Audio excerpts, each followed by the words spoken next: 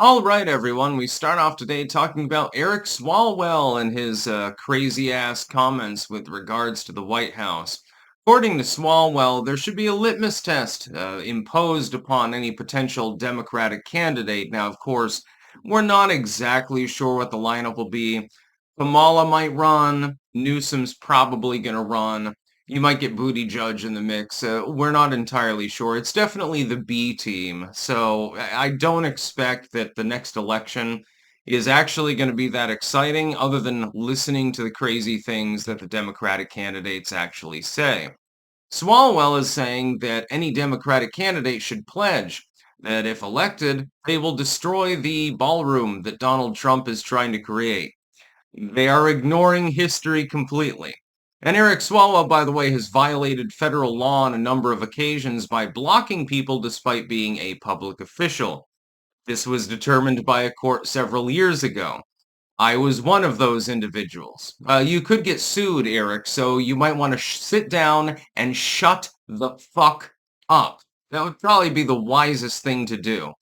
You think that you're so high and mighty by being in Congress. I think that you will find otherwise in the immediate future when you get knocked down off of your farting ass, after fucking the Chinese spy and farting on live streams and stuff like that. You're basically a joke, my dude. I'm sorry to say, but you're just a fucking joke. Really, really funny to see his descent into madness. But this idea wouldn't make any sense anyway. Imagine you build a ballroom. Multiple administrations have expressed interest in doing so, both Democrats and Republicans. The only reason why Swalwell has a problem with the ballroom being built now is because it's being built by Donald Trump. That's literally the only reason. So it'll be the Trump ballroom. He would prefer it to be, I don't know, the Barack Obama ballroom or something like that. Unfortunately, prior presidents have never been able to allocate the funds for this. When Democrats complain about spending money during the shutdown, it's real easy to point out, hey, this is 100% privately funded, so it has nothing to do with taxes. It has nothing to do with the public. In fact, this is the first time, at least in recent history, that a major renovation or anything along those lines has been privately funded.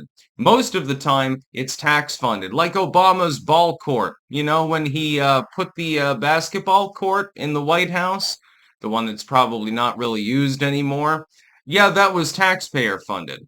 This one is privately funded. So Donald Trump, using in part legal settlements because he was defamed over and over again, and had various settlements from the legacy media, and some of his allies, they're the ones that are building it.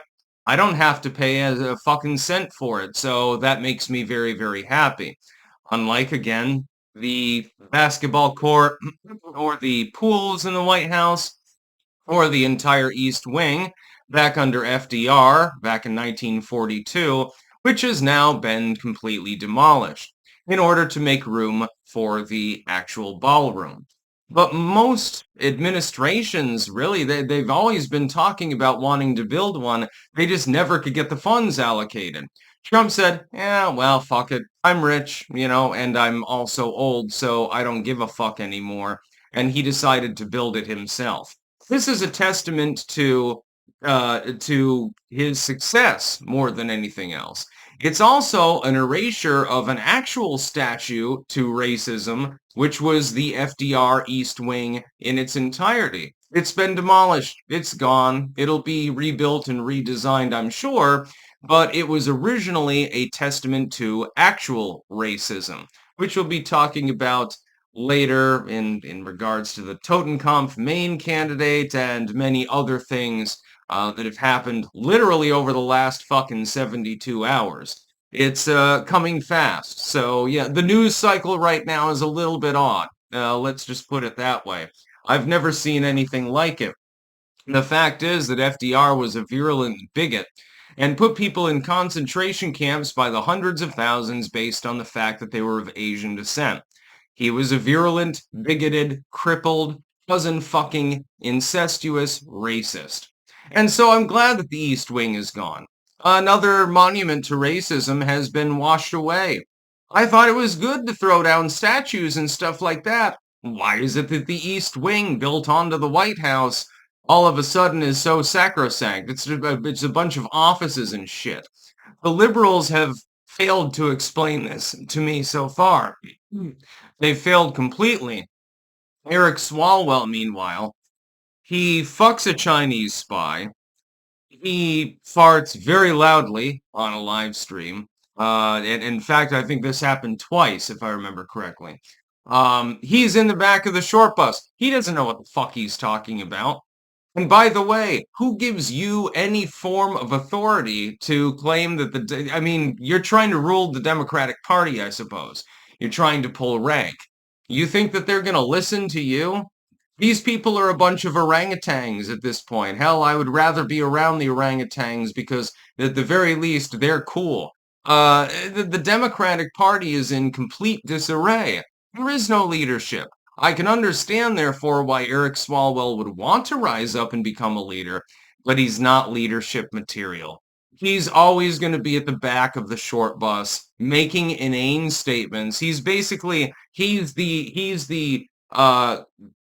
the dollar store version of Gavin Newsom, if that makes any sense, although he is legislative instead of executive.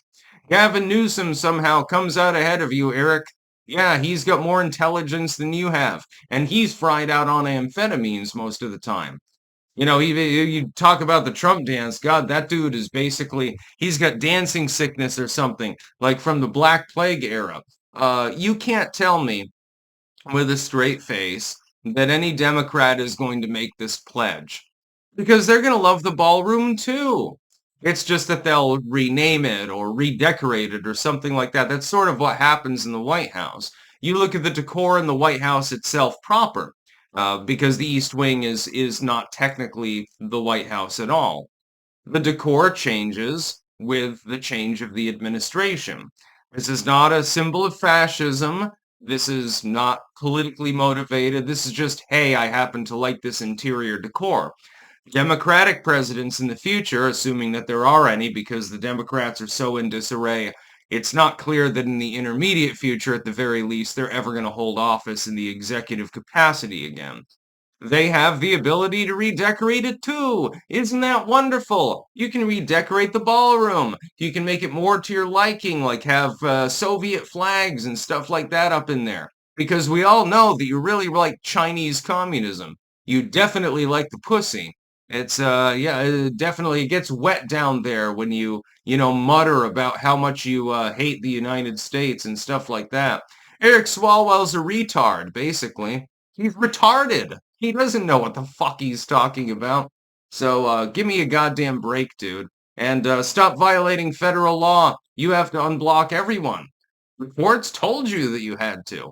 People are now allowed to comment on your posts and call the fact out that you are retarded. That's about all. Peace out.